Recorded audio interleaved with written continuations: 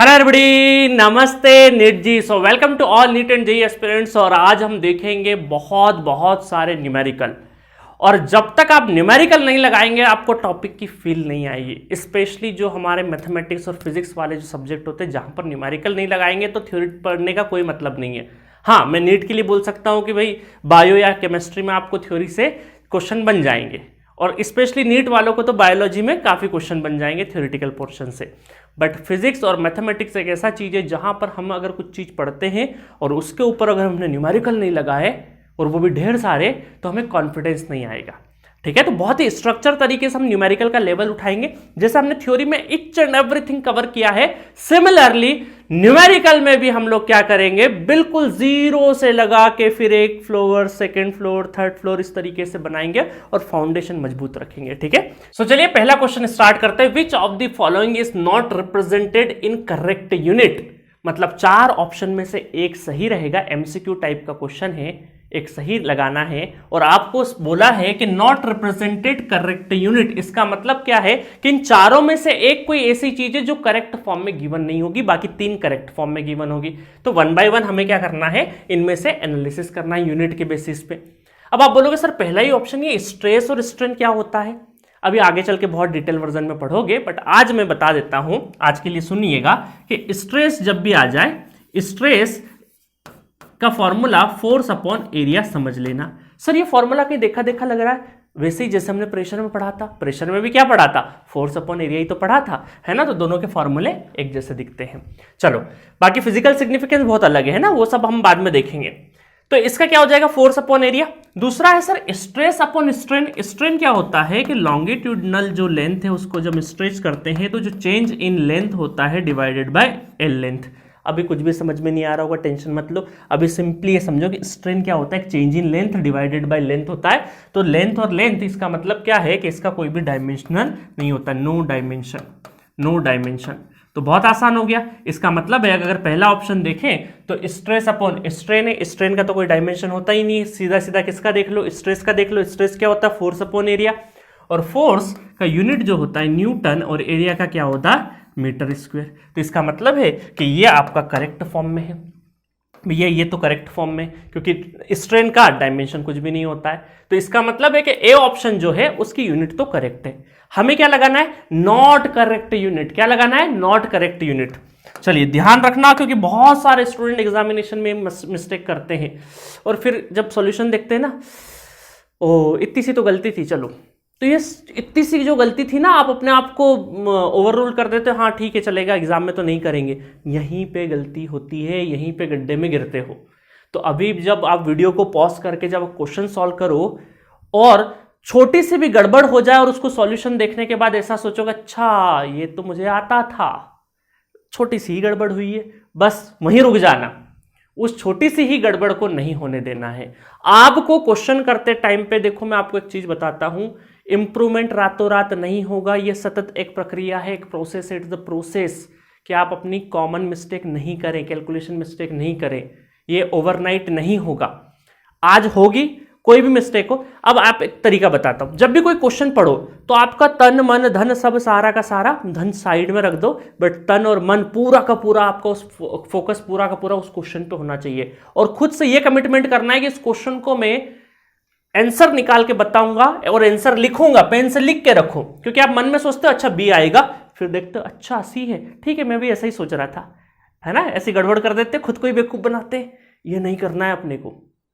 तो इसीलिए लिखी हुई चीज पे भरोसा रखना, जो भी आपको लग रहा है आंसर वो पहले लिखो और कोशिश करो कि अपना लिखा हुआ बहुत सोच समझ के लिखो कि उसको क्रॉस नहीं करना पड़े, हमेशा राइट करना पड़े।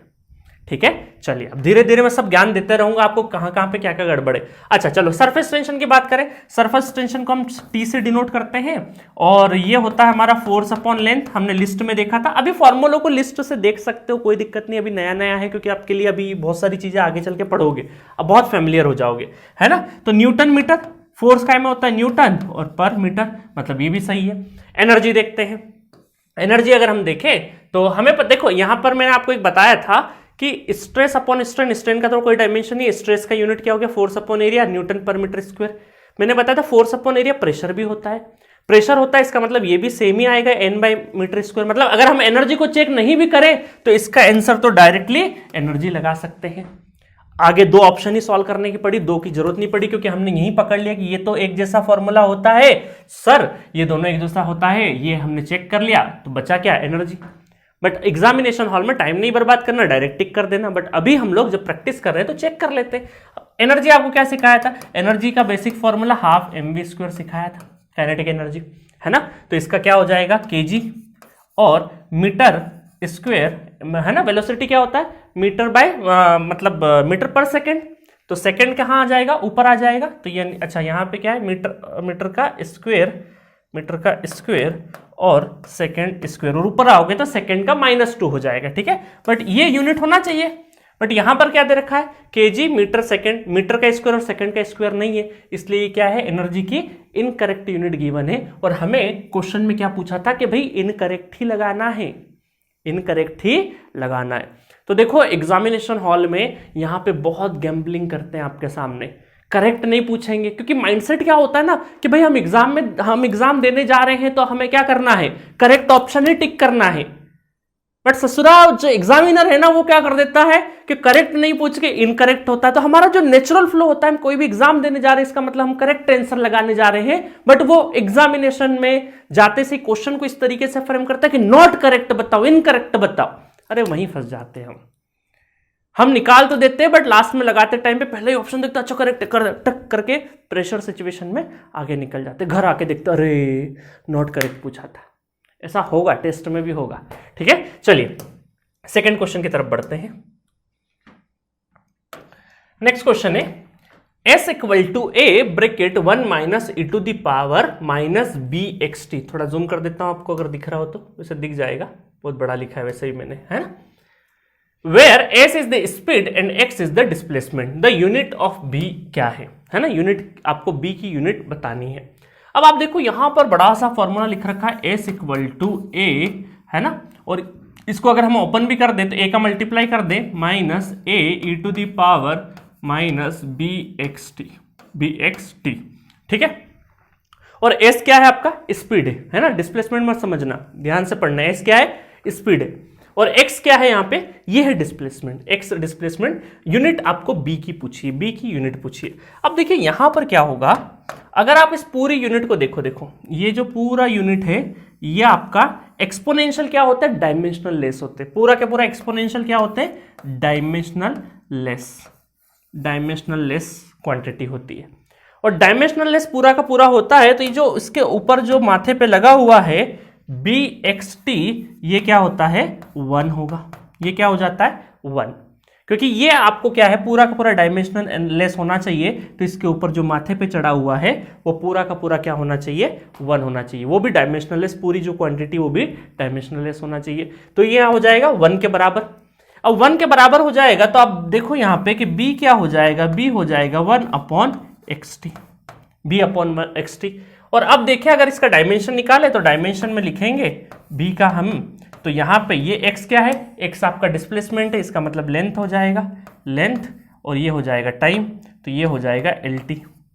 बट अभी हमें डायमेंशन के फॉर्मूले में नहीं लिखा है, हमें अभी तो यूनिट की बात हो रही है, अभी क्या हो रही है, यूनिट की बात, तो हम यूनिट के फॉर्म में लिख देंगे, है ना। अभी यूनिट एंड डायमेंशन है तो अभी यूनिट की बात हो रही है, जब डायमेंशन की हुई तो डायमेंशन लिखेंगे। तो इसका मतलब है कि ये आपका हो गया 1 मीटर और ये सेकेंड, और ऊपर आया तो b इक्वल टू क्या हो जाएगा, b का unit metre inverse second inverse, है ना, ये भी हो सकता है।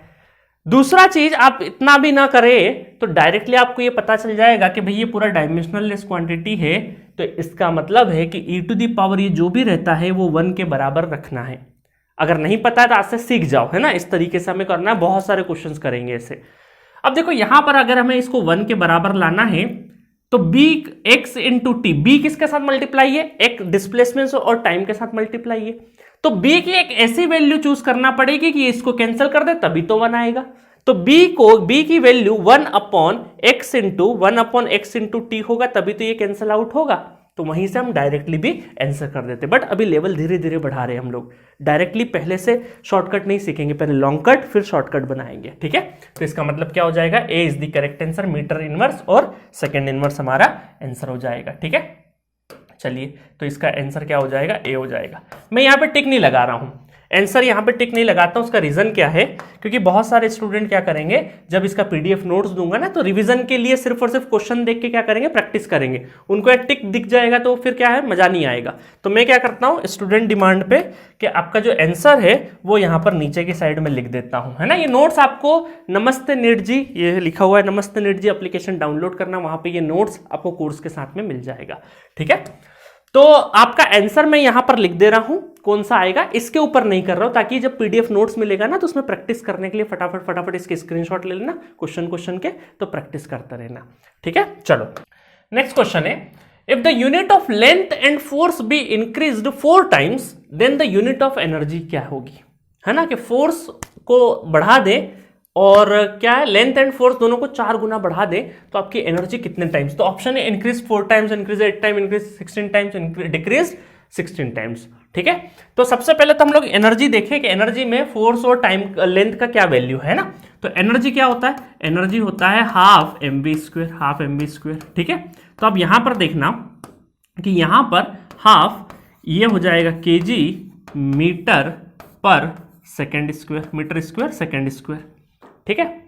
और फोर्स क्या हो जाता है, फोर्स आपका हो जाता है force equal to mass into acceleration, तो ये हो जाएगा केजी मीटर पर सेकेंड स्क्वायर, ठीक है। ये हो गया आपका यहां पर एनर्जी का फॉर्मूला और ये फोर्स का फॉर्मूला। अब आप बोलोगे कि सर एनर्जी में देखो, एनर्जी के फॉर्मूले में केजी पता है, मास ये अपना मीटर पता है, सेकंड पता है, तो भाई लेंथ तो समझ में आ रहा है कि ठीक है सर, लेंथ को तो 4 गुना हम डायरेक्टली यहीं पे कर देंगे, बट ये फोर्स हमें नजर नहीं आ रहा है इस एनर्जी के अंदर। इस एनर्जी के अंदर हमें फोर्स दिख नहीं रहा है, फोर्स का अलग से फॉर्मूला पता है ना। तो आप इसको बनाने की कोशिश करो। देखो अगर नहीं दिख रहा है तो दिखाने की कोशिश करेंगे हम, क्योंकि जब तक फोर्स नहीं आएगा तो उसको इंक्रीज कैसे करेंगे हम। तो यहां पर आप देखो, कांस्टेंट को तो अलग कर दो थोड़ी देर के लिए। अब यहां देखना, यहां पर मैं क्या ऐसा कर सकता हूं, kg into metre divided by second square और 1 मीटर का मल्टीप्लाई। इसको थोड़ा सा रीअरेंज करके मैं इस मीटर स्क्वायर को 2 मीटर के फॉर्म में लिख सकता हूं, बिल्कुल लिख सकते हैं सर, कोई दिक्कत नहीं है। तो ऐसा लिखने से क्या होगा, ऐसा लिखने से ये क्या बन जाएगा, एक तरह से फोर्स बन जाएगा। ये क्या बन जाएगा, फोर्स। और फोर्स में लेंथ का मल्टीप्लाई हो रहा है, ये हो गया लेंथ आपका। तो अब देखो यहां पर क्या है, ये पूरा का पूरा जो फोर्स है, अब आप देखोगे तो इसको मैं यहां से 1/2 को अलग से कर लेता हूं थोड़ी देर के लिए। और यहां पर आपका क्या है, फोर्स कितने 4 गुना, तो ये टोटल 4 गुना से इंक्रीज हो रहा है और लेंथ भी 4 गुना से इंक्रीज हो रहा है। बाकी मतलब ये kg metre by second square पूरा का पूरा मल्टीप्लाई 4 से इंक्रीज हो रहा है, 4 गुना हो रहा है। तो 4 ये गुना 4 गुना ये, तो बाकी का चीज मैं एज इट इज लिख देता हूं, kg m square into m. तो ये पूरा का पूरा है तो एनर्जी, तो ये 4 और 4 मल्टीप्लाई होके असल में देखिएगा ये क्या है, पूरा का पूरा एनर्जी है। तो एनर्जी कितना गुना हुआ, एनर्जी गुना हुआ 4 और 4 16 इंटू एनर्जी, 16 इंटू एनर्जी, 16 गुना इंक्रीज हो गया। इसका मतलब है कि सी आपका क्या है, करेक्ट आंसर है, ठीक है। आया मजा क्वेश्चन में। तो क्वेश्चन में बहुत अच्छा क्वेश्चन था, पहली बार ये नहीं बनता है, क्योंकि एनर्जी का जिसे फॉर्मूला लिखते हैं ना स्टूडेंट, तो उनको अचानक से फोर्स नहीं नजर आता, क्योंकि वो देखता है अगर हाँ मास बोला होता इंक्रीज करने का कर देते, टाइम बोल देते, लेंथ बोल देते तो कर देते बड़े आराम से, बट उन्होंने फोर्स बोल दिया। तो फोर्स को आपको पहले विजुअलाइजेशन लाना पड़ेगा कि हाँ भैया फोर्स के अंदर दिखाई दे, इस तरीके से अरेंज किया हमने। और फिर अरेंज करने के बाद ये पूरा का पूरा 4 गुना से इंक्रीज हुआ, ये भी लेंथ क्या है 4 गुना से इंक्रीज हुआ, तो 4 और 4 का मल्टीप्लाई कर दिया हमने, तो कितना हुआ 16, तो इंक्रीज बाय 16 टाइम्स, ठीक है। चलो तो नेक्स्ट क्वेश्चन देखते हैं। सो नेक्स्ट क्वेश्चन है, if the unit of mass length and time are doubled then unit of angular momentum will be. पिछले क्वेश्चन जैसा ही है, तो सबसे पहले हम देख लेते हैं कि एंगुलर मोमेंटम की यूनिट देखिए डबल हो रही, ट्रिपल हो रही, क्वाड्रप्लेट हो रही है, या फिर 8 टाइम्स दी ओरिजिनल वैल्यू हो रही है ना। तो हम देखें कि अगर एंगुलर मोमेंटम को हम एल से डिनोट करते हैं, अलग अलग किताबों में थोड़ा सा नोटेशन बदल सकते हैं। ये होता है MVR, mass velocity and radius, है ना। तो इसको सबसे पहले यूनिट के फॉर्म में लिख ले, तो मास है तो केजी मीटर पर सेकेंड इंटू मीटर, है ना। अब देखो यहां पर क्या हुआ, unit of mass length and time double हो रहे हैं, है ना। यहाँ पे तीनों के तीनों फंडामेंटल क्या हो रहे हैं, डबल हो रहे हैं। तो डबल हो रहे हैं तो हम ये बोल सकते हैं कि जो केजी है ये आपका क्या हो रहा है, डबल हो रहा है, मतलब 2 kg के बराबर हो रहा है। ये 1 kg तब डबल हो गया। लेंथ भी क्या हो गया, 2 मीटर। अब 2 लेंथ है तो ये दोनों के दोनों अलग, ऐसा मत कर देना एक लेंथ को करा दूसरे को नहीं करा, जितनी 2 लेंथ है ना दोनों लेंथ होगी, है ना, दोनों लेंथ होगी। और ये आपका 2 सेकेंड। तो इसका मतलब है कि आप देखो यहां पर क्या कैंसिल हो रहा है, 2 से 2 तो कैंसिल हो गया, तो 2 और 2 4, तो 4 kg metre by second into metre, ये बचा। तो कितना हो गया, 4 गुना से इंक्रीज हो गया। ओरिजिनल वैल्यू जो थी, ये ओरिजिनल वैल्यू थी, वो कितने से इंक्रीज हो गई, 4 गुना से इंक्रीज हो गई। तो 4 गुना, डबल ट्रिपल या क्वाड्रप्लेट जो है वो आपका क्या है, आपका 4 गुना है, ठीक है। ये क्या हो गया आपका 4 गुना। तो C is the correct answer for this question, ठीक है। चलो नेक्स्ट क्वेश्चन की तरफ बढ़ते हैं। नेक्स्ट क्वेश्चन है, a physical quantity is measured and its unit is found to be NU where N is the numerical value and U is the unit, then which of the following relation is true. पूरी theory में इसी का गुणगान गाया है हम लोगों ने, है ना, कि NU अगर हमारा क्या है, यहाँ पे कांस्टेंट रहता है ना, तो यहाँ पर N जो है वो इनवर्स प्रोपोर्शनल टू दी क्या हो जाएगा, U हो जाएगा।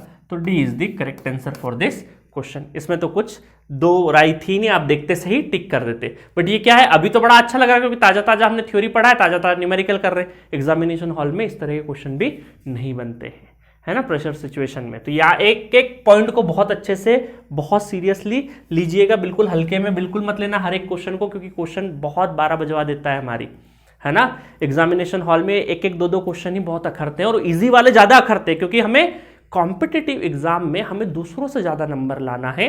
इसका मतलब जो पूरी दुनिया सॉल्व कर रही है करेक्ट, वो तो हमें इनकरेक्ट करना ही नहीं है, वो तो करेक्ट करना है। अगर वही इनकरेक्ट कर देंगे तो हम बहुत पीछे हो जाएंगे, ठीक है। इट्स रिलेटिव मार्किंग, है ना। ऐसा नहीं है कि बोर्ड वाले एग्जाम है कि ठीक है सबका 80-90% आ रहा, सब इंजॉय कर रहे हैं, नहीं नहीं नहीं नहीं, यहाँ पे ऐसा नहीं हो। सबका 90 आ जाएगा तो उसमें भी देखा जाए कि इसका क्या कम ज्यादा है, थोड़ा रिलेटिव मार्किंग, और जो पीछे रैंक आएगा तो उसका गड़बड़ है ना।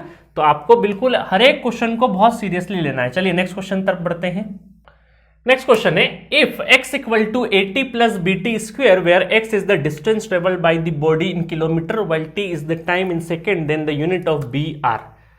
हमें सर मतलब नहीं कहां बॉडी ट्रेवल कर रही, क्या कर रही है, हमें तो इक्वेशन दे दो, हमें तो इक्वेशन दे दो, क्योंकि सर आपने पढ़ाया है प्रिंसिपल ऑफ होमोजेनिटी, है ना। वो पढ़ाया है कि दो सेम चीजें क्या होगी, सेम नेचर की एड होगी, और उसका रिजल्टेंट भी वही मिलना चाहिए। अब यहां पे बोल दिया x क्या है, आपका डिस्टेंस है। अब आपको क्या बोला है कि b की वैल्यू बताना है। क्या बताना है, ये b की वैल्यू कैलकुलेट करना है। तो बहुत आसान है, अभी तक तो आपने कर ली होगी स्क्रीन को पॉज करके। अब देखो यहां पे हमें पता है कि जो BT स्क्वायर है ये पूरा का पूरा ये किसके बराबर होना चाहिए, x के बराबर होना चाहिए, x के बराबर होना चाहिए, ठीक है। तो इसका मतलब है कि b क्या हो जाएगा, bx divided by t square हो जाएगा। और आपका दे रखा है x क्या है, distance travel by in kilometre, ये x काय में दे रखा है, किलोमीटर में दे रखा है, और टाइम काय में दे रखा है, सेकंड में, तो किलोमीटर पर सेकंड स्क्वायर आ जाएगा। तो C is the correct answer for this question, ठीक है। बहुत ही सीधा साधा क्वेश्चन था, बट आपको आना चाहिए था, है ना। तो ये आपका प्रिंसिपल ऑफ होमोजेनिटी पता होना चाहिए था, उसके बेसिस पे क्वेश्चन बहुत ही आसान हो गया। आप में से बहुत सारे लोग ये सोच रहे होंगे सर बहुत इजी करवा रहे, लेवल उठाएंगे, धीरे धीरे करेंगे, टफ क्वेश्चन भी करेंगे, है ना। तो धीरे धीरे लेवल उठाएंगे, हर छोटी छोटी चीजों को हम सीखते हुए चलेंगे, ठीक है। चलो नेक्स्ट क्वेश्चन देखते हैं। नेक्स्ट क्वेश्चन है, torr is the unit of, है ना, बताया था मैंने, कंक्लूजन बताया था ना फाइनल वाले पॉइंट में, फाइनल लेक्चर में थ्योरी के, कि टॉर किसकी यूनिट होती है, प्रेशर की यूनिट होती है ना। तो डायरेक्ट चलो ठीक है, ये तो टिक लगा सकता हूं, इतना तो आपको पता ही होगा। चलो नेक्स्ट क्वेश्चन देखते हैं। क्वेश्चन है, यूनिट ऑफ इम्पल्सिस। तो इम्पल्स क्या होता है, देखिए इम्पल्स, अगर हम इम्पल्स को लिखें तो इम्पल्स क्या होता है, छोटे टाइम के लिए लगने वाला फोर्स, फोर्स इनटू टाइम, है ना, डेल टाइम, स्मॉल टाइम, ये टाइम जो होता है स्मॉल होता है। अब फोर्स का जो यूनिट होता है मास इनटू एक्सेलरेशन, मास मतलब कि केजी, एक्सेलरेशन मतलब मीटर पर स्क्वायर, है ना, ये एक्सेलरेशन का होता है। ये टाइम का टाइम एस हो जाएगा, तो एस से एस कैंसिल हो जाएगा, तो केजी इंटू मीटर पर सेकेंड, आया समझ में, केजी मीटर पर सेकेंड। इसका मतलब है कि C is the correct option for this question, ठीक है।